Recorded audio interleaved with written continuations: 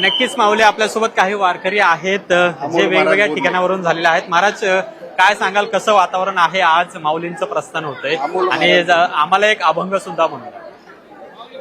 माझे जीवीची आवडी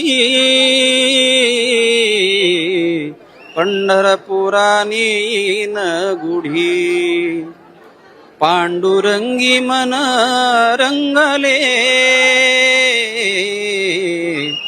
गोविंदाचे गुणी वेधिले. कैवल्य साम्राज्य चक्रवर्ती विश्वमाऊली ज्ञानोबारायांच्या या पवित्र दरबारामध्ये महाराष्ट्राच्या कानाकोपऱ्यातून तमाम वारकरी एकत्रित आलेला आहे. आषाढ महिना उगवला रे उगवला की सगळ्या वारकऱ्यांना भगवान पंढरीनाथ परमात्म्याच्या दर्शनाची ओढ लागते.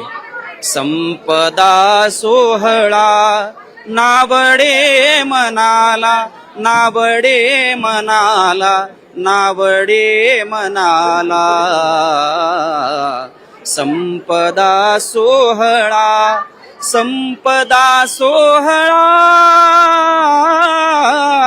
नावडे मनाला, करीते टकळा, करीते टकळा पंढरीचा. जावे पंढरीसी आवडे मनासी, आवडे मनासी, आवडे मनासी.